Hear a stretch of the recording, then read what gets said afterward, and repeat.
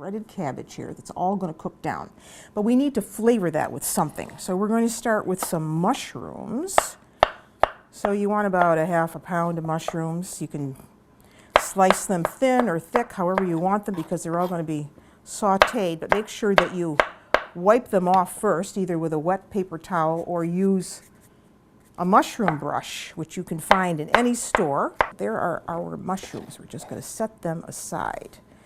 Now, let me talk to you about this wonderful product, Speck Alto Adige IGP. So each ham is different. It's an artisanal product. And then it is smoked, slightly smoked, and air dried. And it can be eaten as an antipasto. So here we have it thin sliced, like this, where you would have it with cheeses, some crusty good bread, some olives, some marinated vegetables. So it's all ready for the eating. Or you can cook with this, yes. So I'm going to take a chunk of this. And what you want to do is dice this up. You want about 1/4 of a pound of the speck. I take a little bit more of that because I know that I need it. Just dice it. Some people like to trim off that fat, but I think it adds extra flavor, so I'm not going to do that. All right. That's good. Now we need to get some olive oil going in a saute pan.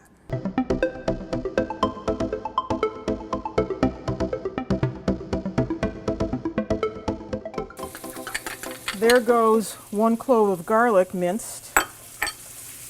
You want to put the garlic in after you've got those onions wilted down because you don't want the garlic to burn. Here are the mushrooms.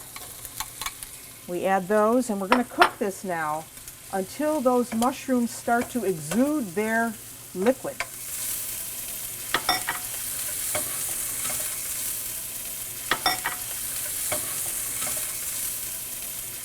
You can see how much our mushrooms have wilted down. There's a lot of water in mushrooms, so we wanted some of that water to come out.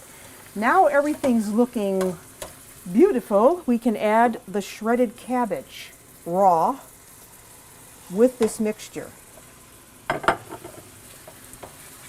Don't move it around too much because we need that to let that cabbage wilt down. We're going to put a cover on it. And then we can mix it, and then we can add it with the cannellini beans. Now you can see how much that cabbage has cooked down. This is smelling really good. There it is. Beautiful. I'm going to add it right to these cannellini beans. I have mashed cannellini beans in here. You can buy them in a can in the grocery store. You don't want to use cannellini beans, you could use something else. You could use chickpeas if you wanted to. So all that mixture goes in, and we want to give that a good mix with the cannellini beans. When it's cool, then we're going to form it into croquettes, and then we're going to fry them. So here's our mixture. It's cooled down now. So now we can work with little clumps of that. You can make these as big or as little as you would like. Let me get a clump full. Just kind of press it together. Okay. To like an oval shape a little bit. And then you plunk them in flour. Okay. And shake off the excess. Put them on a plate. You want to lower them into that oil gently.